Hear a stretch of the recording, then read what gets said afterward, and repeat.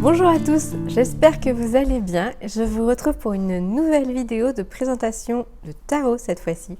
Je suis désolée pour les bruits ambiants. J'ai Loki qui s'éclate tout seul avec son jouet.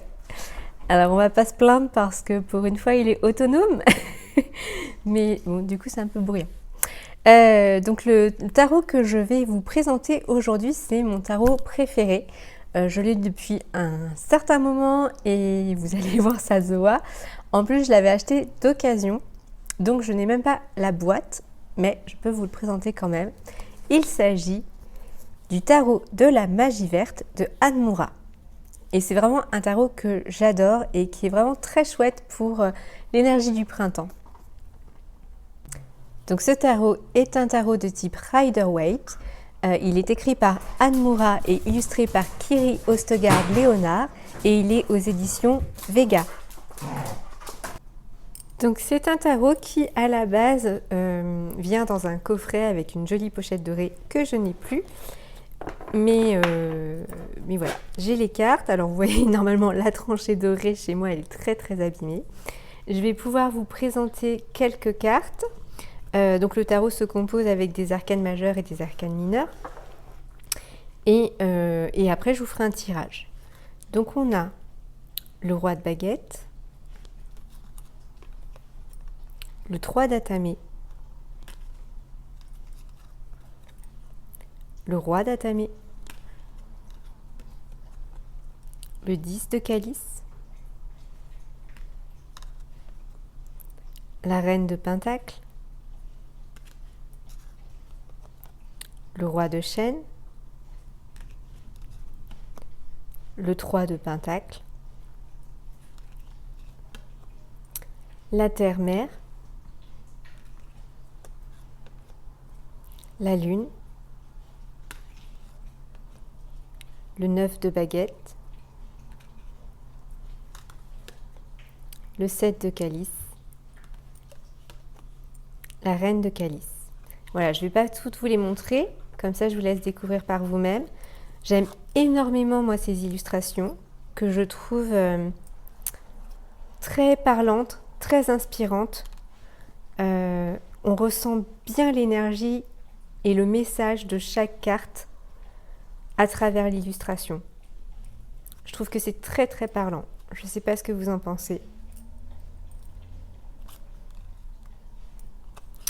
Voilà, et maintenant je vais vous faire un petit tirage de 3 cartes que vous allez choisir.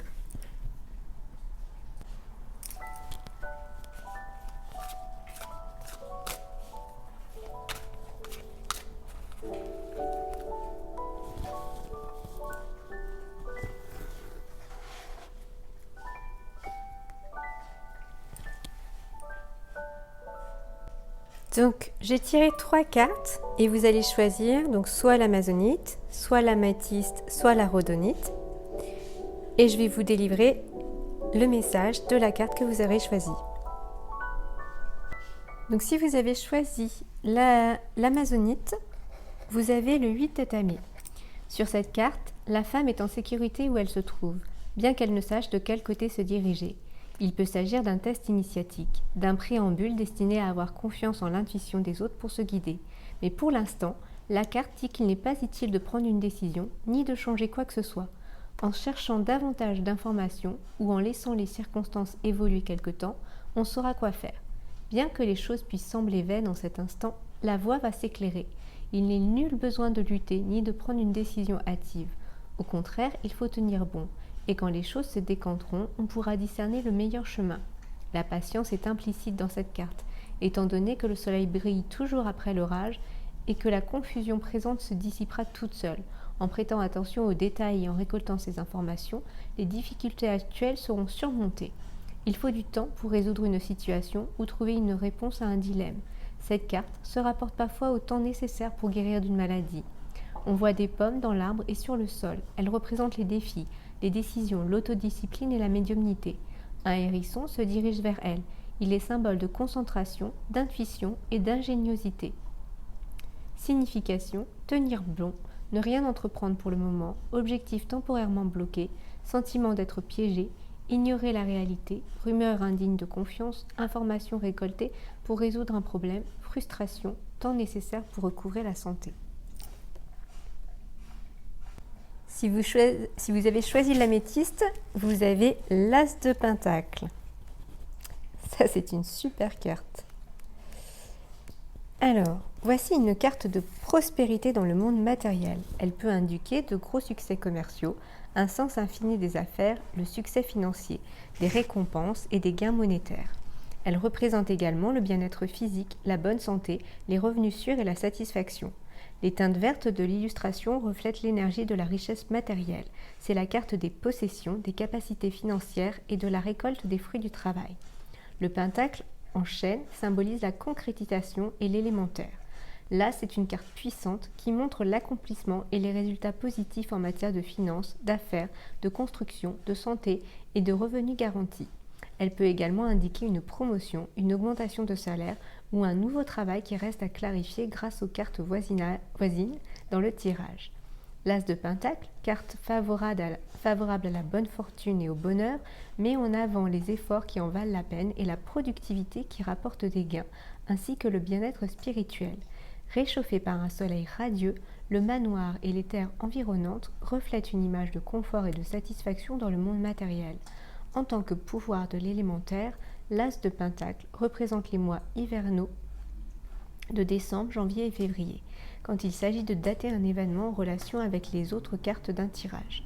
Le pentacle est entouré de potentilles, une plante de prospérité, de richesse et de succès, symbole d'abondance, de bien-être, de générosité et de richesse. Des moutons paissent tranquillement dans le pré. Et enfin, si vous avez choisi la rhodonite, vous avez le 7 de Pentacle. Cette carte indique des progrès pour un projet à long terme, avec beaucoup de travail déjà accompli. La personne n'a pas le temps de s'arrêter ni de se divertir, car seul un travail assidu l'amènera à la réussite et lui apportera des récompenses. La carte contient un avertissement contre l'impatience, qui incite à prendre en compte des raccourcis qui ne sont pas appropriés pour le projet et qui pourraient même ruiner les efforts déjà fournis. Les décisions doivent se prendre au fur et à mesure, en changeant ce qui ne fonctionne pas et en arrondissant les angles. Quand le projet approche de son terme, on a tendance à vouloir aller plus vite pour en voir la fin ou à relâcher l'effort. Si la tâche est bâclée, le résultat sera imprécis et inacceptable, gâchant le travail déjà effectué.